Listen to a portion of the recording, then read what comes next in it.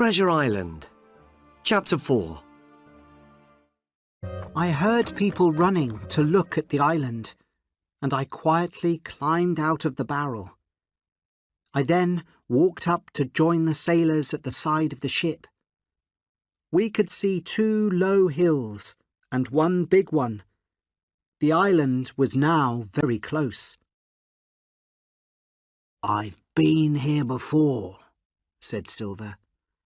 "I know where the ship should stop." "I have a map here," said Captain Smollett. "Can you take us to that place?" I saw that Silver was excited to take the map, but it was not the one with the treasure marked on it. "Yes, I can see it. You must go here," he said, pointing to a place on the map. Then he turned to me and said, "You'll love this island. You can swim and climb trees and walk up the hills." I smiled at Silver, but inside I was very frightened of him now. I could not trust anything that he said. I soon found Dr. Livesey and quietly said to him, "I must speak to you, Captain Smollett and Mr. Trelawney. I have some terrible news." Dr. Livesey's expression did not change. He asked me to find his glasses downstairs and walked off to talk to Mr. Trelawney and Smollett. I waited downstairs, and soon the 3 men joined me. "What do you want to tell us?" asked Mr. Trelawney. I told them everything that I had heard in the barrel. When I finished talking, they thanked me. "Captain," said Mr. Trelawney, "you were right, and I was wrong. What shall we do?" "I'm surprised too," said Captain Smollett. "They have worked hard and been a better crew than I expected. Now we must continue. We can't go back, or they might attack us immediately. I don't think that they will attack us until we find the treasure. Long John Silver did not find all of this crew, so some of the men are good men. We must wait, watch, and attack them when they don't expect it." "Jim can help us," said Dr. Livesey. "The men all trust him. He can listen and find out who we can trust." I did not like this thought. I counted the men that Silver did not find for the crew. There were 7 from a crew of 19, and I was one of them. The next morning, the Hispaniola stopped close to the island. There were many trees, and above the trees I saw the rocky tops of the hills. Silver helped Captain Smollett to sail the boat closer to the shore. It was very hot and very quiet. It smelled like bad eggs. "This place is only good for diseases," said Silver. The crew worked hard on our journey to the island, but now they did not seem to want to work. I remembered Dr. Livesey talking about a mutiny. Perhaps it was near. Only Silver worked as hard as usual. Later, Captain Smollett told us that he had a plan. "Let's ask the men if they'd like to spend the afternoon on the island. If they go, we can take the ship. If they don't go, we know we need to fight them for the ship." Mr. Trelawney agreed. We decided to tell all the men we could trust about our plan and gave them all guns. Captain Smollett then told the crew that they could all have the afternoon on the island to relax if they wanted to.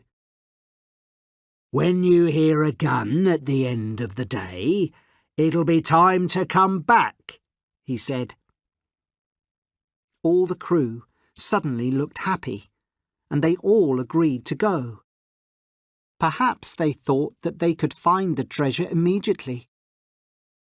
Captain Smollett asked Silver to organise the men. 6 men would stay on the Hispaniola, and 13 would take the small boats to the shore. I realised that there were 6 of Silver's men on the ship. The men in our group would not be able to take the ship, so I decided I would go with Silver on to the island. I got on one of the boats quietly, but Silver saw me. Had I made a big mistake?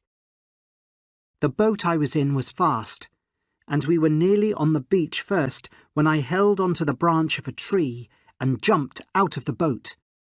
I heard someone calling me, but I did not listen and began to run as fast as I could.